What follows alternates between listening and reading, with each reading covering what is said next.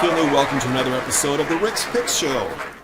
As of this recording, we're just finishing up the NCAA basketball tournaments, and as expected, it was another dramatic few weeks of basketball. A common theme in many games throughout the event was needing a plan B. Either the star player was in foul trouble and they had to pull someone off the bench, or the lower-seeded opponent's game plan somehow was succeeding against the favorite, and they needed to change their strategy if they wanted to pull out a victory. As mortgage professionals, we sometimes run into unexpected obstacles as well, and we also need a plan B. Most originators choose conventional loans by default, thinking they're going to be the cheapest, best option for their clients. And then someone gets in foul trouble with their credit score or any other number of issues, and now you're looking for another way to still get a win. FHA is often that plan B when really it should often be looked at as the initial plan of attack. Here are 4 reasons you'd want to look at FHA as a plan B, or a plan A for that matter, for your borrowers. First, low FICO scores.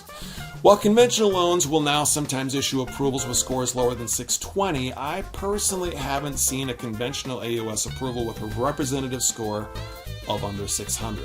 And that's assuming that private mortgage insurance is obtainable and available at that score. However, FHA will allow for scores as low as a 550. Yes, you need 10% down with the score below a 580, but it's still a possibility.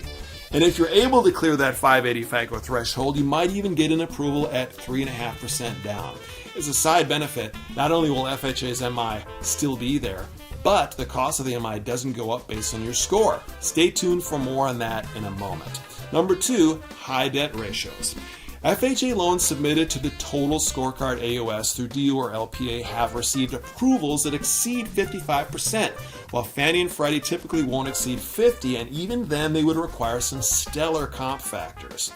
Number 3, high LTVs or even zero down. Now it's true that FHA's standard down payment requirement is 3.5%, but that can come from a gift or a grant or even an acceptable community second. Now there's actually a 100 CLTV option within my own product menu, which allows someone the ability to have a zero down payment, and there aren't any income limits or geographic restrictions. So if your borrowers aren't eligible for VA or USDA financing for whatever reason, there's still another legit option for 100% financing, as in no down payment. Fourth and finally, more affordable payments. Now this is the bullet point that surprises a lot of people.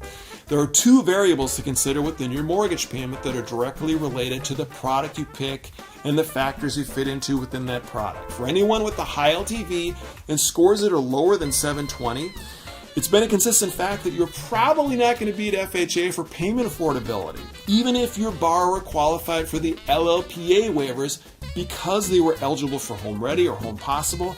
The MI in those high LTV, lower score transactions was going to make conventional payments more expensive than FHA.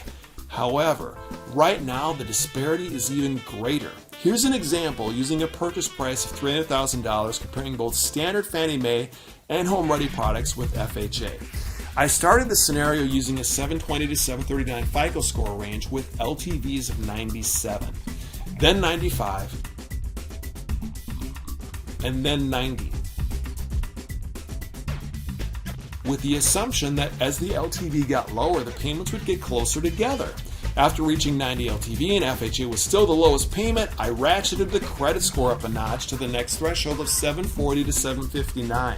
And FHA still has the lower payment at this higher score, even at 90 LTV. Now you can see that in every case, the FHA PI and MI payment is less because either the MI or the P&I or both are less expensive than the conventional options, even after accounting for the Home Ready product with its LLPA waivers and inherently lower PMI coverage levels. If we were to continue this calculation and decrease the credit scores, the gap in payment would only widen due to the MI and the interest rate costs increasing because of the risk-based pricing.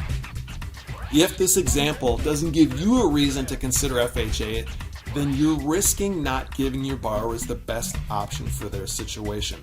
Is FHA the best option all the time? No. But should it be part of the conversation to find out if it's the best fit when your borrowers don't have access to a 20% down payment? Yes. And that wraps up another Rick's Picks. If you're not already working with me as your account executive, but you'd like to learn more about what I can offer, reach out to me and I'll be glad to help you in any way I can. Thanks for watching, everybody. Have a great week. I'll see y'all next time. Now, if this example doesn't give you a reason to want to consider FHA, well, then you're not risking giving your borrowers